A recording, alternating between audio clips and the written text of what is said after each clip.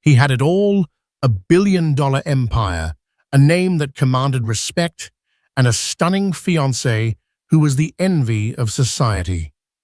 Damian Blackwood was about to announce his marriage, cementing a legacy of power and success. The future was written in gold, but in the span of a single heartbeat, his entire world would come crashing down. It wouldn't be a market crash or a business rival that destroyed him. It would be the face of a woman he thought he'd never see again, the hired chef for his engagement party, and the two small children standing by her side, one of whom had his own eyes. The air at the Blackwood estate in the Napa Valley Hills was thick with the scent of money, blooming night jasmine, and self-congratulation. Damian Blackwood stood on the marble terrace, a flute of vintage Dom Perignon cool in his hand, his gaze sweeping over the glittering assembly. Every titan of industry, every venture capitalist with a Midas touch, and every society swan from San Francisco to Los Angeles was here. They had come to celebrate him, to celebrate them. He felt the delicate touch of a hand on his arm and turned. Isabel Sterling smiled up at him, her beauty as sharp and flawless as the 10-carat diamond he had placed on her finger. Her dress, a column of silver silk, by a designer whose name was a password into the highest echelons, clung to her frame. She was perfect, an asset, a partner who understood that their marriage was not just a union of hearts, but a merger of dynasties. "They're all watching you, darling," she murmured, her voice a low purr. "They're waiting." Damian nodded, a practiced, charming smile gracing his lips. Let them wait a little longer. Builds anticipation. But as he looked past her, into the dazzling lights and the sea of expectant faces, a familiar hollowness echoed in his chest. He had climbed the mountain.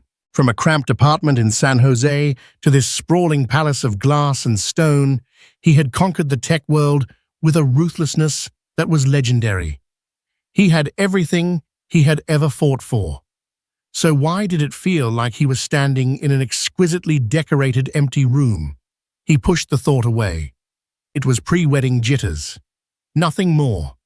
He was 35 years old, the CEO of Blackwood Dynamics, a man on the cusp of a powerful marriage. This was the pinnacle. This was victory.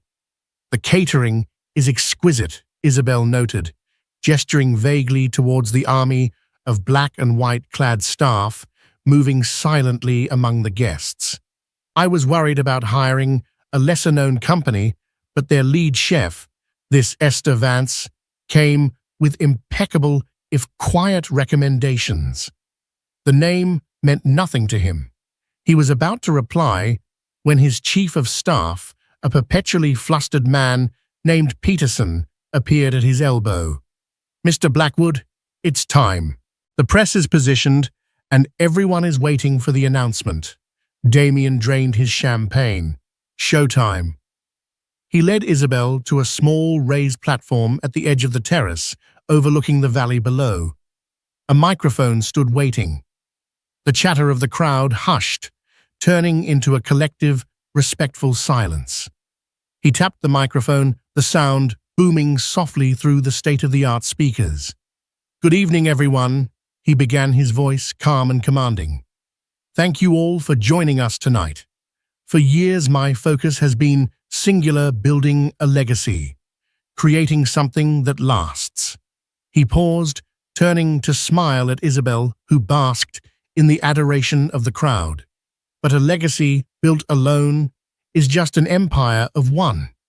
I've come to realize that the greatest success is one that is shared." He was in his element now, the words flowing as smoothly as a rehearsed keynote speech. He spoke of the future of merging the Blackwood and Sterling names, of shared ambitions and a brilliant horizon. His eyes roamed the audience, acknowledging a nod from a banking magnate here, a smile from a political donor there. His gaze drifted towards the back, near the elaborate food stations where the catering staff worked tirelessly. A woman was directing her team, her back to him. She had her hair pulled back in a simple no-nonsense bun, a few stray wisps of light brown hair escaping to frame her neck. There was something about her posture, the set of her shoulders, the efficient way she moved, that snagged his attention. And so he continued his rhythm, faltering for just a fraction of a second. "It is my profound honor and my greatest joy to announce." The woman turned, then her eyes scanning her staff to ensure everything was perfect. For a brief moment, her gaze swept past the stage past him, and Damien's world stopped. The air left his lungs. The perfectly crafted words of his speech evaporated from his mind, replaced by a roaring silence. The faces of the crowd blurred into a meaningless watercolor wash. It couldn't be. The woman was older, her face etched with fine lines of exhaustion and worry that hadn't been there before. She was thinner too, but it was her. The same hazel eyes that could flash with fire or soften with love. The same gentle curve of her lips. Esther. His Esther. The woman he had loved with a desperate, all-consuming passion.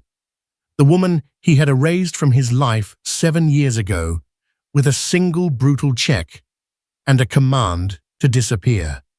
He swayed on his feet, his hand gripping the lectern for support. Isabel shot him a concerned, questioning look. The crowd began to murmur. He had stopped mid-sentence, but Damien couldn't see them. He could only see her. She hadn't recognized him yet. She was focused on her work, a world away from the man on the stage. And then his world tilted again, irrevocably and catastrophically. A little boy, no older than 6, ran up to Esther, tugging on her pristine white apron. "Mommy, I'm thirsty," he said, his voice small but clear enough to carry in the sudden lull. Esther's face transformed, the professional mask, melting away to be replaced by a look of pure maternal love. She knelt down, brushing a stray lock of dark hair from the boy's forehead. "I know, sweetie. Just a minute, okay, Leo? Go stand with Maya." She pointed to a quiet corner near the kitchens where a little girl with wide, curious eyes stood clutching a stuffed rabbit. But Damien wasn't looking at the girl. He was staring at the boy, at Leo, at the boy's dark, wavy hair, so much like his own, at the determined set of his jaw, a perfect mirror of the one Damien saw in the mirror every morning. At his eyes, not the hazel of his mother's, but a deep, piercing blue. Damien Blackwood's eyes. The microphone slipped from his fingers, clattering onto the platform with a screech of feedback that made the entire party jump. Isabel gasped his name. The crowd stared bewildered. Damien saw none of it. He was locked in a silent, screaming freefall through time. 7 years ago, a vicious fight, accusations, a final cruel dismissal. "Take this and build a life where you're not dragging me down." He had thrown away his past to build this golden future. And now his past was standing 30 feet away, holding the hand of a son he never knew existed. The millionaire, the titan, the conqueror, was about to marry his lover. But his heart, his legacy, his entire reality had just been served to him on a silver platter by his ex-wife, the chef. And he knew with a certainty that chilled him to the bone that nothing would ever be the same again. The screech of the fallen microphone was a physical blow, snapping the spell of the perfect evening. Isabel grabbed Damien's arm, her manicured nails digging into the fabric of his Tom Ford suit. "Damien, what is it? Are you ill?" Her voice sounded distant, submerged under the roaring in his ears. He couldn't tear his eyes away from the scene by the kitchens. Esther, alerted by the noise, had looked up. Her eyes finally met his. For a moment, there was nothing, just a flicker of confusion. Then recognition dawned, and it was like watching a beautiful vase shatter in slow motion. Her face went deathly pale. The warmth vanished, replaced by a stark, brittle shock. She instinctively pulled her son, Leo, behind her, a protective gesture that was as primal as it was revealing. "Peterson," Isabel hissed, her voice sharp with panic. She was a master of damage control. "Get him off the stage, now! Tell them he's feeling unwell, a sudden migraine." Peterson and a security guard were already moving, flanking Damien, their presence a firm, guiding pressure. "This way, sir," Peterson urged, his face a mask of professional calm. Damien allowed himself to be led away, his legs moving on autopilot. He cast one last look over his shoulder. Esther was already gone, vanished back into the chaos of the kitchens, the two children spirited away with her. It was as if she had been a ghost, a hallucination, brought on by stress and champagne. But the image of the boy of his son was burned onto the back of his eyelids. They hustled him into the library, a vast two-story room, lined with leather-bound books he'd never read. Isabel shut the heavy oak doors, and the muffled sound of the party died away. "What in God's name was that?" she demanded, her voice losing its polished edge, replaced by a raw, furious tremor. "You looked like you'd seen a ghost. You humiliated me, Damien, in front of everyone." "The chef," he said, his voice hoarse, unrecognizable to his own ears. "The chef, Esther Vance." "What about her?" Isabel snapped. "Did she poison the canapes?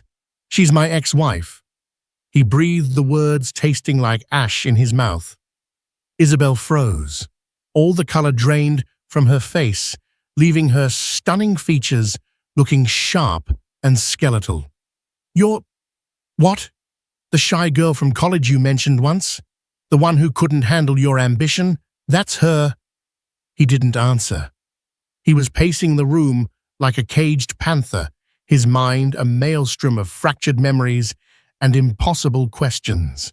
Esther, here, after all these years, he had built walls around that part of his life, convincing himself that the past was a foreign country to which he could never return. "And the children," he whispered, stopping to face Isabel, his eyes wide with a terrifying, dawning certainty. "Did you see the boy, Isabel? Did you see his eyes, understanding, cold and dreadful, washed over her?" "No," she said, shaking her head as if to deny the very possibility. "No, it's not possible. You would have known." "Would I?" Damien shot back, a bitter, hysterical laugh escaping him. "I gave her a cashier's check for $250,000 and told her I never wanted to see her or hear from her again. I told her to start over. It seems she did." The weight of it crashed down on him. A son. He had a son. A living, breathing piece of him had been in the world for 6 years, and he hadn't known. The hollowness he'd felt earlier on the terrace was no longer a vague echo. It was a gaping, screaming void that threatened to swallow him whole. "This is a disaster," Isabel said, her mind already shifting from shock to strategy. "A scandal. We have to get her out of here. Pay her off. Whatever it takes, Peterson." She yanked the door open. "Find the head chef, the Vance woman. Tell her there's been a change of plans. Her services are no longer required. Have her and her entourage removed from the property immediately. Use the service entrance. No one is to see her." "No," Damien said, his voice low and firm. Isabel stared at him. "What did you say?" "I said no," he repeated, stepping forward. The fog of shock was beginning to clear, replaced by a cold, sharp resolve he hadn't felt since his early days of building his company from nothing. "She's not going anywhere." "Are you insane?" Isabel shrieked. "She's your past, Damien, a past that has two inconvenient secret children attached, our merger, our future. Everything we've built is predicated on a clean image. This is a dirty little secret that will ruin us." "Then let it ruin us," he said, the words surprising him as much as they did her. "I am not throwing her out. Not until I get some answers." He strode out of the library, leaving Isabelle standing agape, her perfect mask of composure finally cracking. He stalked through the corridors of his own home, his mind a single burning laser of intent. The kitchen. He had to find her. The main kitchen was a symphony of controlled chaos. Chefs chopped sauces simmered, and servers rushed in and out. He saw her in a small adjoining pantry, frantically packing away supplies into boxes. Her two children were there, huddled in a corner. The little girl, Maya, was crying softly while the boy, Leo, stood in front of her, his small body rigid, his blue eyes glaring at anyone who came near. He looked like a tiny sentinel guarding a fortress. Esther looked up as Damien entered, and she flinched. "You need to leave," she said, her voice trembling but firm. "We are leaving. Just give us a few minutes to pack our things." "Leaving?" Damien's voice was dangerously quiet. "You can't leave. We need to talk." "There is nothing to talk about," she said, refusing to meet his eyes, her hands stuffing napkins into a box with shaking fingers. "You made your position perfectly clear 7 years ago, Damien. A conversation is 6 years and 11 months too late." "Leo," he said, the name feeling foreign and yet intimately familiar on his tongue. How old is he?" "He's 6, she replied curtly, a wall of ice in her voice. Damien did the math. A knot of cold dread and furious regret tightened in his gut. The fight. The final terrible night.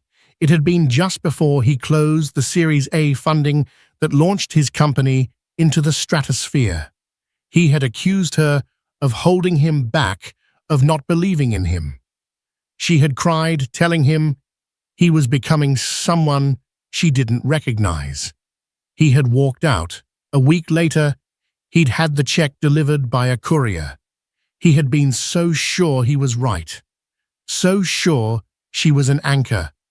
"He's mine, isn't he?" he asked the question, a raw wound. Esther finally stopped packing. She slowly straightened up and met his gaze. Her hazel eyes were not soft and loving anymore. They were the eyes of a warrior, hardened by years of solitary struggle. She corrected him, her voice lethal. She gestured to the little girl who peeked out from behind her brother. "Her name is Maya. She's 5. They are twins." Twins. The word struck him with the force of a physical blow. He staggered back, his hand finding the doorframe to steady himself. Not one child, 2. 2 children he had fathered and abandoned without ever knowing. "They are my children," Esther continued, her voice shaking with a rage that had been simmering for 7 long years. "I carried them. I gave birth to them alone in a hospital in Oregon. I worked 3 jobs to feed them. I was their mother and their father while you were on the cover of Forbes talking about your legacy. You don't get to waltz in here 7 years later and claim any part of them. You forfeited that right when you paid for my silence."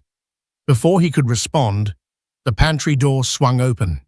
It was Isabel, her face a thundercloud of controlled fury. She took in the scene, Damien pale and shaken, Esther defiant and proud, the 2 small children staring with wide, frightened eyes.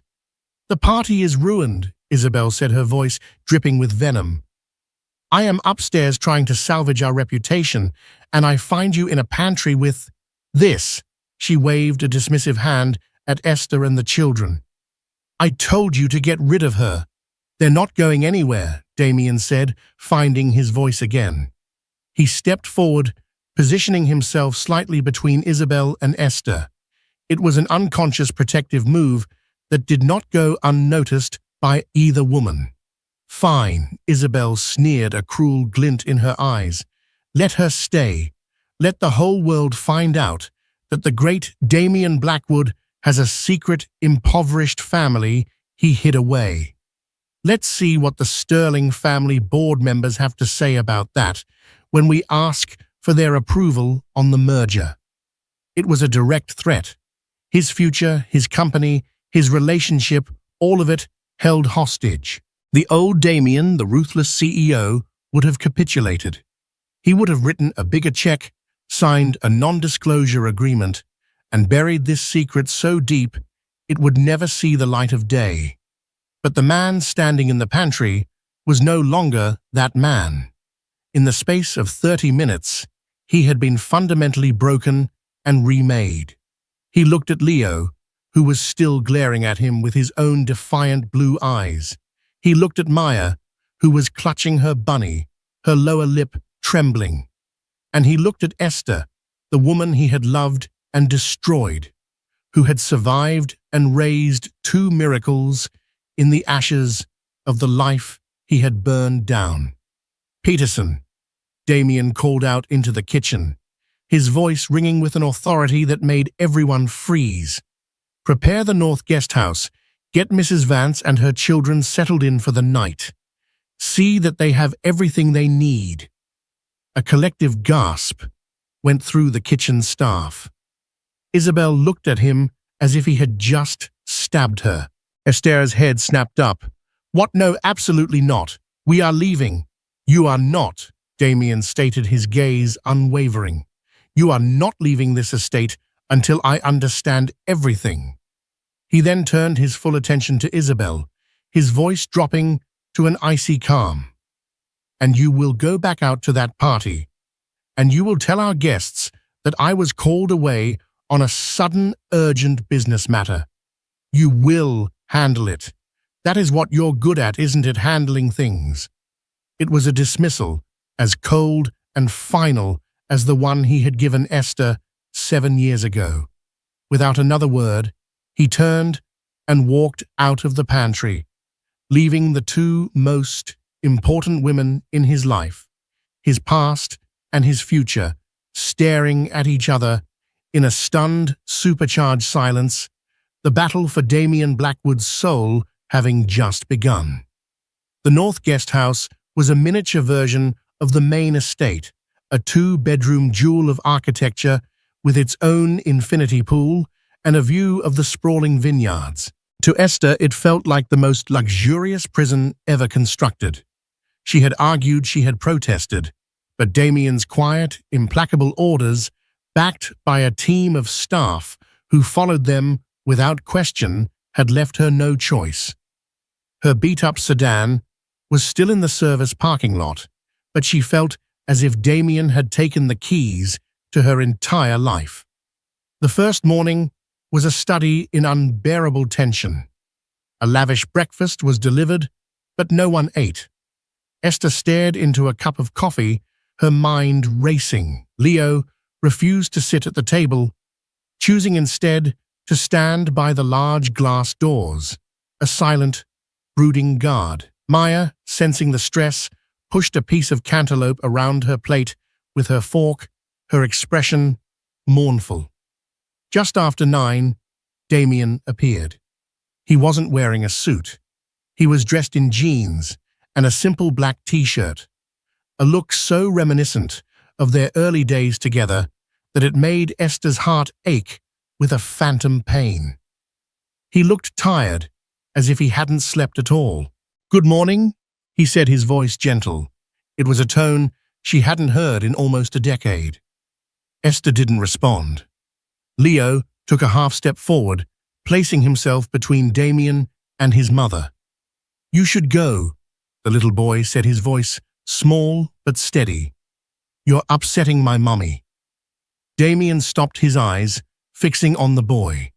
He didn't look angry, he looked astonished. He crouched down slowly so he was on Leo's level. You're right, Damien said softly. And I'm sorry for that. You're a good man, looking out for your mom. He glanced at Esther. He's brave. The simple compliment disarmed her for a second. He's had to be, she replied, the bitterness creeping back into her tone. Damien's gaze was filled with a pained self-recrimination. He turned his attention to the little girl. And what's your rabbit's name? He asked Maya. Maya hid behind her chair, clutching her stuffed animal tighter. She whispered, Barnaby. Barnaby. Damien repeated with a small, sad smile. That's a very fine name. He stood up, sensing he was making no headway. Esther, can we please talk alone? She looked at her children, then back at him. Fine, 20 minutes.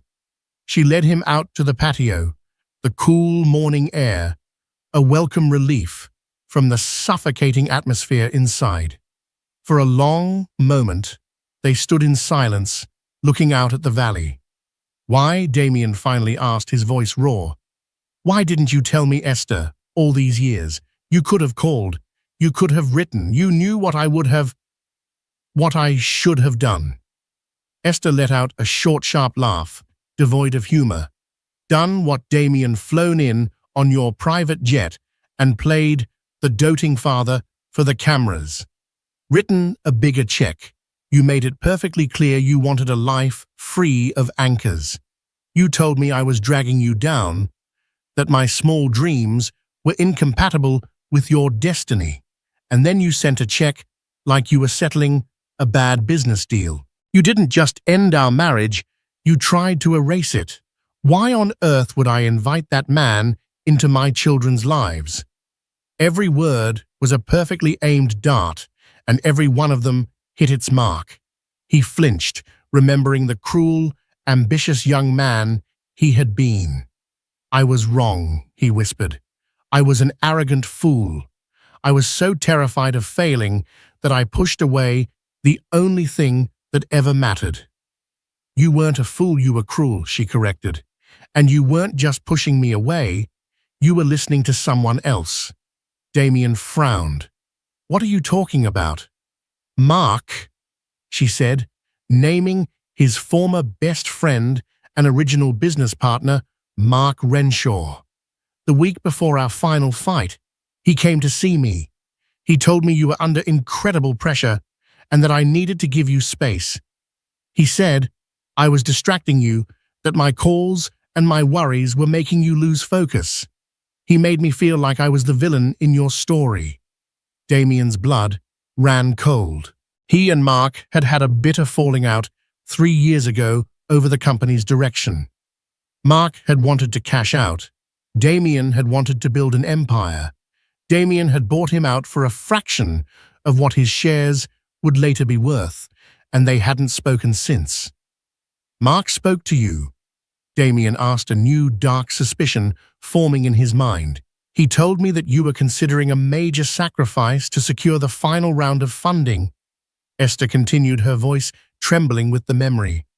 He made it sound like you were thinking of leaving me for someone more connected. He planted a seed of doubt, Damien. So when you started that fight, when you said those horrible things, a part of me believed it was because you'd already replaced me. A lie, a manipulation. It had all been built on a lie. Damien's memory flashed back to that final week. Mark had been the one feeding him stories too. Vague, poisonous whispers. I saw Esther having coffee with that professor again. She looks happier with him. She told my wife she's not sure she can handle the pressure of being married to someone like you. Be careful, man. Don't let anything get in the way of this deal. He had been insecure, driven, and terrified. Mark had played on his deepest fears, painting Esther as a liability. At the exact moment Damien was most vulnerable. He had engineered their breakup. But why? The answer hit Damien with the force of a physical punch. The initial Series A funding. The lead investor had been notoriously old-fashioned, a man who believed a CEO should have a stable home life. But there was a clause, a key man clause, that also had a morals component. A messy divorce or scandal could have jeopardized the deal. If Mark could get rid of Esther before the deal closed, she would have no claim. If Damien divorced her after, she would have been entitled to a significant portion of his initial shares. Mark hadn't just wanted Esther out of the way emotionally, he had wanted her out of the way financially. He had wanted more of the company for himself. Oh my God! Damien breathed, stumbling back against the railing. He lied. He lied to both of us. Meanwhile, in the main house, Isabel Sterling was not handling things. She was waging a war.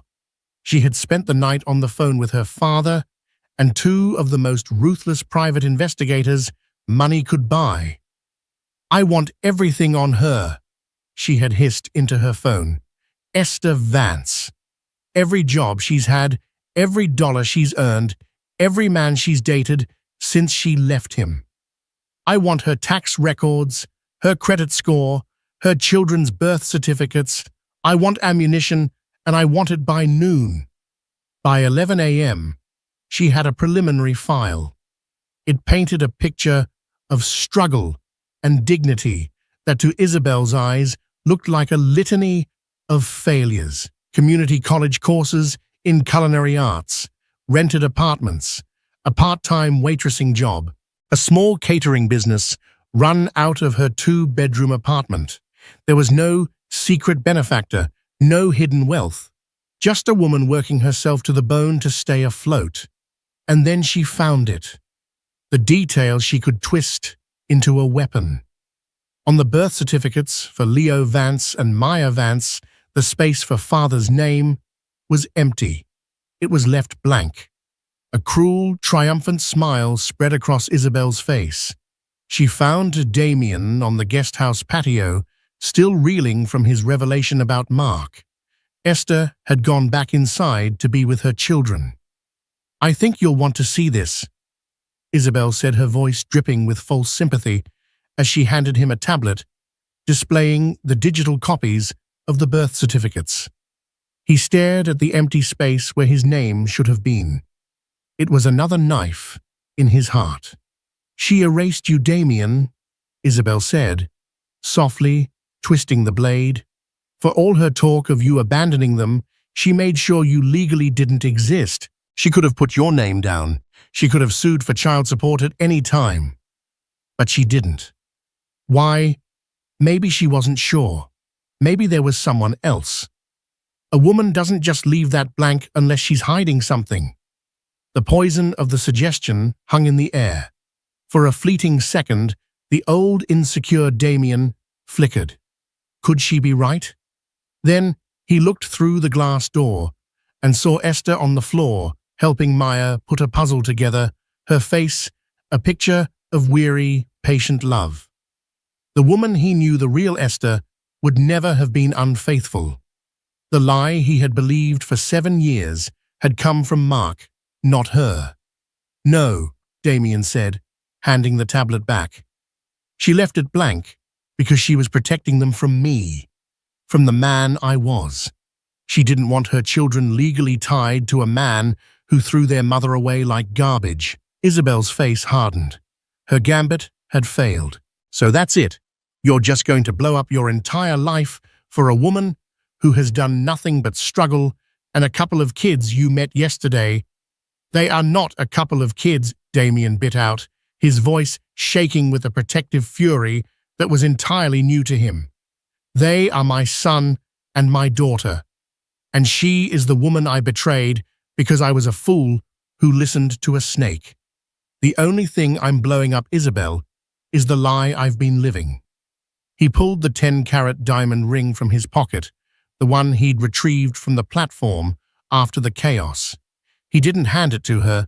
He placed it firmly on the patio table between them. "This is over," he said quietly.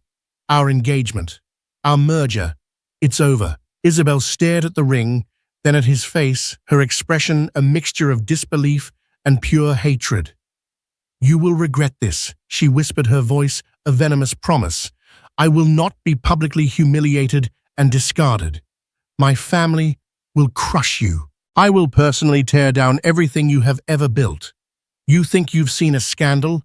You have no idea what's coming." She turned on her heel and stormed away, a whirlwind of silver silk and shattered ambition. Damien watched her go, but he felt no regret, only a terrifying, liberating clarity. He had just declared war on his own life, his own carefully constructed world. He turned back to the guest house, to the window, where his past, present, and future were all contained in one small, sunlit room. He had to fix this, not by writing a check, but by dismantling the past brick by painful brick and begging for the chance to build something new. His first call would be to his lawyers. His second would be to find Mark Renshaw. The reckoning was just beginning. Damien Blackwood, for the first time in his adult life, ceded control. This wasn't the volatile, reactive anger of a cornered executive. It was a terrifyingly calm surrender to a singular purpose. He didn't storm out to find Mark Renshaw, phone screaming with threats. He didn't issue demands or deploy his usual shock and awe tactics of corporate warfare. Instead, he retreated into the heart of his empire, the two-story library, and turned its resources inward. He acted with the cold, calculating precision he normally reserved for a hostile takeover, but this time the company being dismantled was his own carefully constructed past, and the target was the unvarnished truth. For 48 hours, the library became a war room. He locked himself in with his top two corporate lawyers, a silver-haired, unflappable man named Elias Vance. No relation to Esther, a cruel irony Damien noted, and a sharp young woman named Chen, along with a team of forensic accountants who could find a single misplaced dollar in a sea of transactions. The air was thick with the scent of old paper and fresh coffee. Damien himself didn't speak much. He sat at the head of the massive oak table, his eyes fixed on a bank of monitors, his posture radiating an intensity that made the high-priced professionals around him uneasy. They were used to his commands, his vision, his relentless forward momentum. They were not used to this quiet, methodical excavation of his own history. "We're looking for any and all correspondence between Mark Renshaw and our Series A investors, specifically Arthur Kensington," Damien stated, in the first hour, his voice flat. "Check personal emails, server, backups, everything. I want every contract, every financial statement, every memo from the 3 months leading up to the close of that deal." "May I ask the nature of the inquiry, Damien?" Elias asked cautiously. Damien looked up from his screen, and his eyes were devoid of all emotion. "Mark Renshaw cost me 7 years. I'm here to find out what I paid for it." They worked with a single-minded focus. Hours bled together. Finally, in the dim light of the second night, Chen let out a small gasp. "Sir, I think you need to see this." Damien was at her side in an instant. On the screen was an old archived email chain. The subject line was innocuous, finalizing loose ends. It was between Mark and Arthur Kensington. The men discussed deal points, lawyers' fees, and then a single paragraph from Mark that made the blood freeze in Damien's veins. "And regarding the other matter we discussed, Arthur, rest assured. I'm handling a small personal complication on Damien's end. It will be resolved cleanly and quietly before we close, ensuring no future entanglements or claims on his founder's shares. He'll be fully focused and untethered for the road ahead. No future entanglements. The phrase echoed in the silent room. He wasn't a husband. Esther wasn't his wife. Their love, their shared dreams, their life together, it was a personal complication, a loose end to be snipped. Their marriage had been reduced to a line item on a risk assessment, a problem to be handled by his best friend so that Damien could be untethered. The betrayal was so profound, so complete, it wasn't a stab in the back. It was the slow, deliberate poisoning of the very air he had breathed. He finally understood. Mark hadn't just wanted Esther gone. He had wanted her share of the future, the portion of a founder's equity that would have rightfully been hers in a divorce. He'd sacrificed her for greed. Damien printed the email, his hand steady. He folded the paper and put it in his pocket. "That's all," he said to the room. "Thank you for your work." He then turned to his lawyers. "Elias, prepare a case against Mark Renshaw for fraudulent inducement and breach of fiduciary duty. Spare no expense." While his legal machine whirred to life, Damien turned his attention to a more important task, one no lawyer could handle: atonement. He knew instinctively that grand gestures would be seen as an insult. He couldn't buy his way back into this family. He had to earn it inch by painful inch. He started by observing. He learned from one of the guest house staff that Maya, his quiet, observant daughter, was distraught because her stuffed rabbit Barnaby had lost an eye in the move. That evening, Damien sat alone in the cavernous living room, a place he usually only saw during parties. He had a sewing kit, something the housekeeper had to find for him. His large, capable hands, so used to navigating a keyboard or signing nine-figure deals, were clumsy and awkward with the tiny needle and thread. He stabbed his finger twice, cursing under his breath. But he persisted, spending an entire hour painstakingly stitching a small black coat button onto the worn fabric of the rabbit's face. It was slightly crooked. It didn't quite match the other eye, but it was secure. He left it on the guest house porch before dawn with a simple, handwritten note for Barnaby. He watched his son Leo, a boy with his own determined jaw and a fire in his blue eyes. He saw the child playing for hours with a small set of old, mismatched plastic blocks. The old Damien would have had the most elaborate Lego set on the market delivered within the hour. The new Damien walked down to his personal workshop, a sterile space filled with 3D printers and tech prototypes. He pushed it all aside. He found planks of walnut and maple he'd bought for some forgotten project. He spent the entire day cutting and sanding, the scent of sawdust filling the air. He wasn't building a prototype. He was building a memory.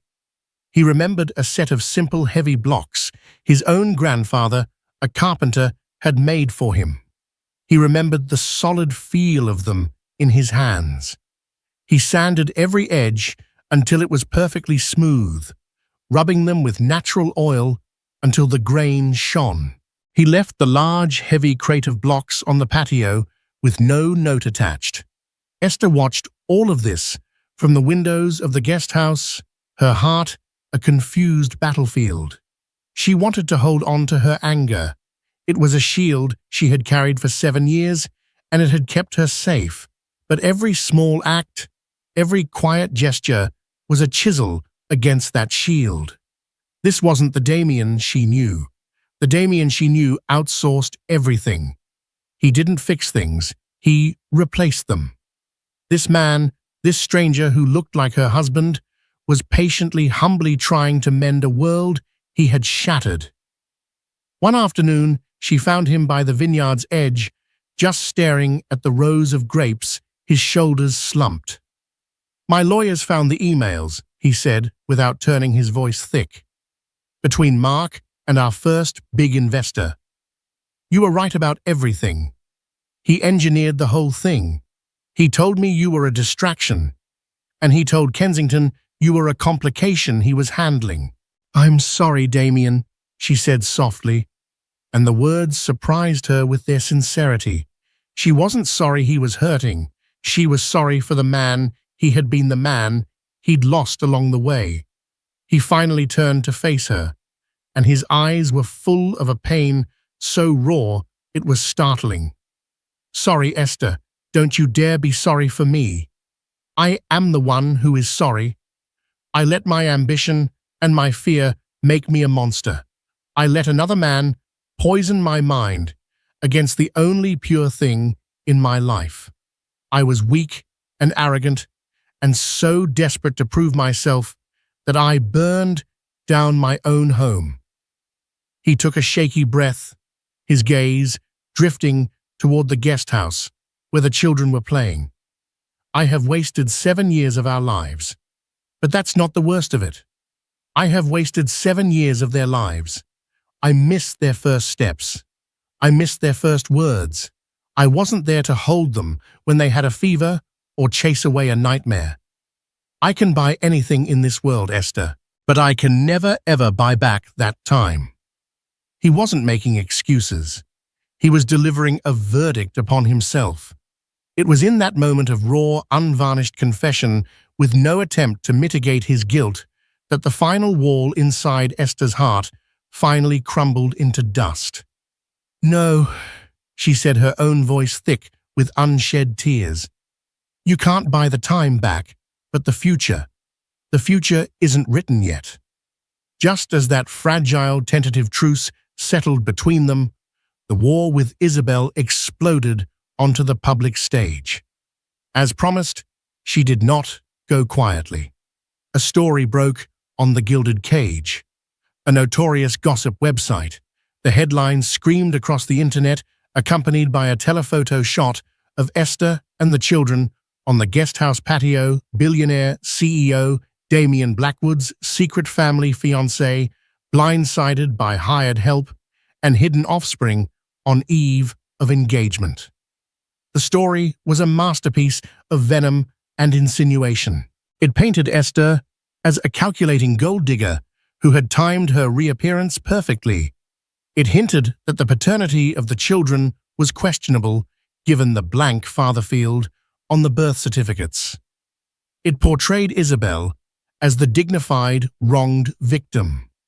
The Blackwood Dynamics stock ticker turned blood red on every news channel.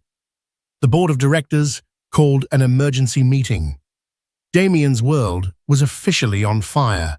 The old Damien would have unleashed his PR army, drowning the story in counter-narratives and threatening lawsuits. The new Damien did something entirely different. He called a press conference, not at the sterile headquarters of his company, but on the sun-drenched lawn of his estate. He didn't stand behind a lectern. He stood, simply in an open collared shirt, in front of the world's media, looking exhausted but resolute. Esther and the children were not there. This was his battle to fight his mess to clean. "Good morning," he began, his voice steady, amplified by a single microphone. "For the past week, you have all been reading a story. And like most stories of its kind, it contains a few facts wrapped in a great many fictions. The fact is, the woman you have seen in pictures, Esther Vance, is my ex-wife. The 2 children, Leo and Maya, are my biological son and daughter. I have the paternity test results to prove it, though I have never needed them." A wave of murmurs and frantic typing went through the press corps. "The fiction," he continued, his voice rising with a passion that silenced the crowd, "is that she is some kind of opportunist who appeared out of nowhere. The truth is that she is a hero who I failed in every way a man can fail a woman. 7 years ago, due to my own failings, my own weakness, and the deliberate manipulations of others, I ended our marriage in the cruelest way imaginable. I abandoned her. I paid her to disappear. I did not know she was pregnant because I did not deserve to know. I was not a man worthy of being a father. He laid it all bare. The check, the lies, his blind ambition. He took full, devastating responsibility. Esther Vance never asked me for a penny, he said, his voice finally cracking with emotion. She worked, she struggled, and she raised two beautiful, intelligent, wonderful children on her own, protecting them from a world that she had every right to be bitter against. The failure in this story is not hers. The shame is not hers. It is mine and mine alone. He paused, taking a deep breath and looking directly into the sea of cameras. He then addressed the business world. My integrity is not just a personal matter, it is the bedrock of my company. A legacy built on lies is no legacy at all. Therefore, as of this morning, I have voluntarily placed a 51% controlling interest of my shares in Blackwood Dynamics into an irrevocable trust for my children to be managed by an independent trustee until they are of age. I have also filed a multi-million-dollar lawsuit against Mark Renshaw for his role in these events. And finally, I have broken off my engagement to Isabel Sterling. He didn't take any questions. He simply finished speaking and walked back into his house, leaving the world to digest the stunning, brutal honesty of his confession. That evening, the air was cool and quiet. He found Esther and the children on the patio of the guest house. Leo was on the ground, proudly showing him the tall, intricate fortress he had built with the new wooden blocks. Maya was asleep on her mother's lap, Barnaby the rabbit, with his new, slightly crooked button eye clutched to her chest. Damien didn't say a word. He just sat down on the steps a few feet away watching them. He was a man, stripped of his pride, his public image in tatters, his company no longer solely his future a terrifying blank, and yet the hollow space in his chest was gone. For the first time in 7 years, it was filled with something else. It was filled with a fragile, terrifying, and overwhelming sense of hope. Esther looked over at him, the setting sun casting a warm, forgiving glow on his face. She saw the boy she had fallen in love with, the fool he had become, and the man he was desperately trying to be. She offered him a small, tentative smile. It wasn't forgiveness, not yet. It wasn't a promise. It was a beginning. And for Damien Blackwood, it was worth more than his entire empire. In the end, Damien Blackwood's greatest merger had nothing to do with business. It was the merger of his past and his future. He lost a fiancée, a fortune, and the flawless reputation he'd fought so hard to build. But in its place, he found something real, a chance at redemption, and the family he never knew he had. The journey to rebuild that trust would be long and difficult, but for the first time, the billionaire felt truly rich. What would you have done in his shoes? Can a mistake that big ever truly be forgiven? Let us know your thoughts in the comments below. If this story of love, betrayal, and second chances moved you, please give this video a thumbs up. And don't forget to subscribe to our channel for more unforgettable real-life dramas. Share this with someone who loves a story that proves it's never too late to right a terrible wrong.